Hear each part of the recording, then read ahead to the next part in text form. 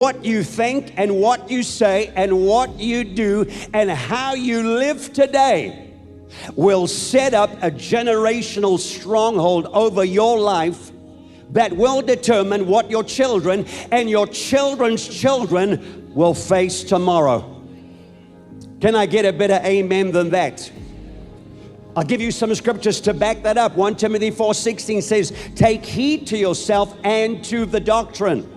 In other words, study the Word of God, hear the Word of God, and for goodness sake, practice the Word of God. Every time you hear and you do and you obey, you are setting up a stronghold over your family, a stronghold of blessing that will determine your children and children's children's tomorrow.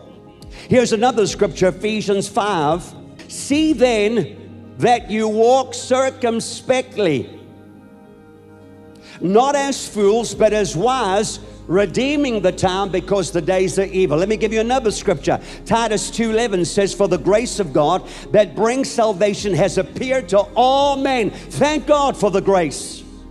But the grace is not a license for you to live any which way you want to. Well, praise God, we're under grace, Pastor, so we can just, be undisciplined and be floppy and sloppy and all of that kind of stuff. Thank God for God's grace. We wouldn't be here if it wasn't for God's grace. But it goes on. It says there in verse 12, teaching us the grace of God. The fact that you've received the grace of God teaches us that denying ungodliness and worldliness, we should live soberly, righteously, and godly in this present age. Can you say amen?